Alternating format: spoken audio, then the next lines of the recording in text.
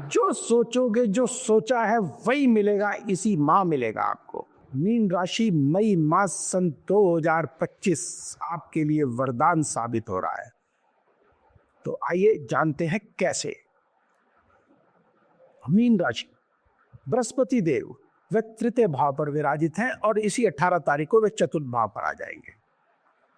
यहां से दशम सप्तम दृष्टि से दशम भाव का मान सम्मान प्रतिष्ठा के भाव को देखेंगे, सफलता के भाव को देखेंगे, तो आप सफल अवश्य होते हुए दिखाई दे रहे हैं।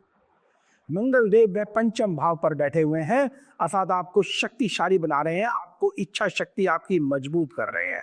और यहीं से ही यह एकादश भाव को देख रहे, आय के भाव को देख रहे हैं, तो आपको प्रॉपर्टी से संबंधित आपको निश्चित आपके आय के साधन अवश्य बढ़ेंगे।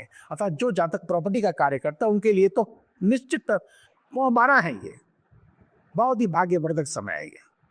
अब हम बात करते हैं 4 शक्तिशाली ग्रहों की, और वह हमारी लग्न पर ही बैठे हैं, हमारे सिर के ऊपर आकर के बैठे हुए हैं। वह कौन कौन से हैं?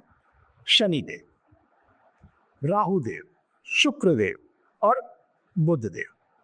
अगर हम बात करते हैं शुक्रदेव की, तो उच्च के होकर के बैठे हैं और निश्चित हमारे अंदर वैभवता, संपन्नता, भोग विलास की वस्तुएं उपलब्ध अवश्य कराएंगे। अर्थात हमको हमारी जो एक तरह से कामनाएं हैं उनको पंख अवश्य लगेंगे। शनिदेव बैठे हैं, हमको स्थिरता देंगे, धन से भरपूर करेंगे।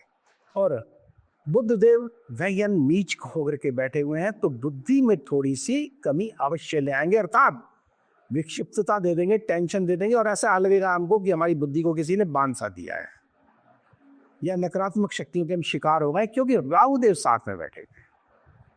लेकिन यह सिर्फ ज्यादा समय नहीं है, चिंता ना करें आप।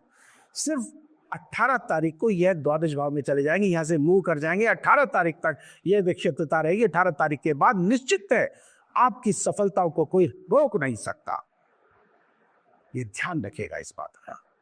लेकिन थोड़ा सा आपको मानसिक तनाव आपको अवश्य रहेगा, क्योंकि बुद्धि, मैंने जैसे बताया कि बुध देव वह नीच के होकर के यहाँ पर बैठे हुए हैं, तो थोड़ा सा आपको धैर्य अवश्य रखना चाहिए। जल्दबाजी किसी भी कार्य में ना करें, क्योंकि यह हमको हमारे मस्तिष्क को भटका सकता है, हमारे रिश्तों को खराब कर सकता है, और हमारी प्रेम जो संबंध है उनमें तो निश्चितता यह टकराव पैदा करेगा ही। और ऐसा ना हो, इसके लिए एक छोटा सा महामंत्र है, जिसको करके इस माह को आप भविष्य को अपने उज्जवल बना सकते हैं।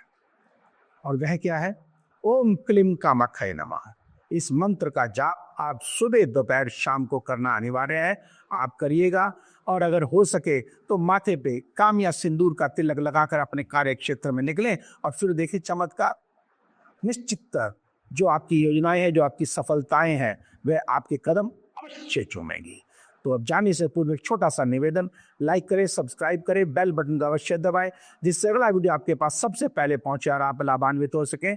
और अगर आप किसी नकारात्मक शक्तियों के शिकार हो गए हैं, तो आप बिल्कुल भी ना घबराएं, नंबर स्क्रीन पर दिए गए हैं, व्यक्तिगत रूप से भी आप मेरे से संपर्क कर सकते हैं। और अब मुझे दीजिए आज्ञा। जय मां कामाख्या।